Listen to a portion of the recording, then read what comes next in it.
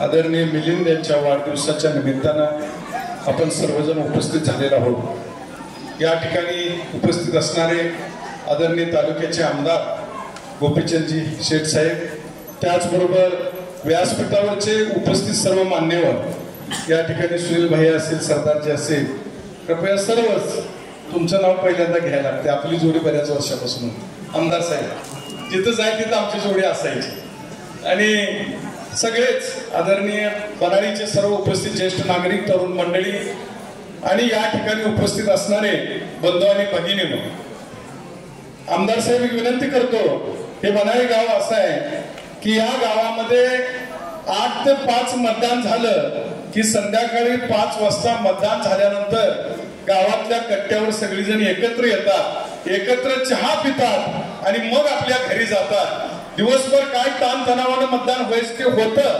परंतु संध्याकाळी सगळी विसरून जातात। म्हणजे मला सांगायचं आहे, राजकारणापेक्षा समाजकारणाकडे जास्त लक्ष देणारे एक गाव आहे। आणि आमदार साहेब, सुरुवातीला तुम्हाला धन्यवाद देतो की या गावामध्ये बनशंकरी आईच्या आमच्या या देवस्थानला तुम्ही ब वर्ग तीर्थक्षेत्राचा दर्जा दिला, त्याबद्दल सुरुवातीला तुम्हाला मी धन्यवाद देतो।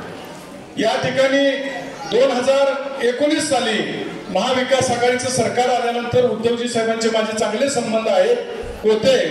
त्यावेळेला पर्यटन मधून मी 50 लाख रुपयाचा निधी आणून या ठिकाणी एक चांगलं गेस्ट हाऊस बांधले, तोही मी आणण्याचा प्रयत्न केला।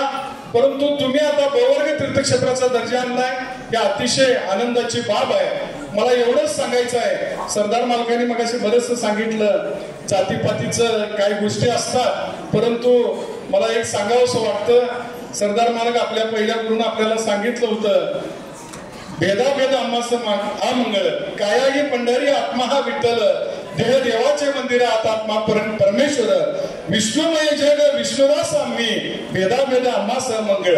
म्हणजे जात पात हे आपण बाजूला सोडलं पाहिजे, तुम्ही आम्ही आमच्यातला माणूस बघितला पाहिजे। आणि आमदार साहेबांनी सांगितल्याप्रमाणे या तालुक्याचा शत्रू एकच आहे, दुष्काळ नावाचा शत्रू आहे, आणि तो आपण नायनाट केला पाहिजे।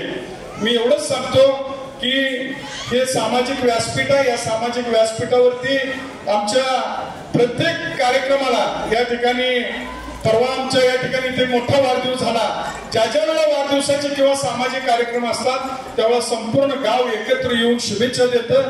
हीच परंपरा आपण पुढे चालू ठेवूया। मिलिंदला पुन्हा एकदा वाढदिवसाच्या खूप आणि लाखो शुभेच्छा देऊया।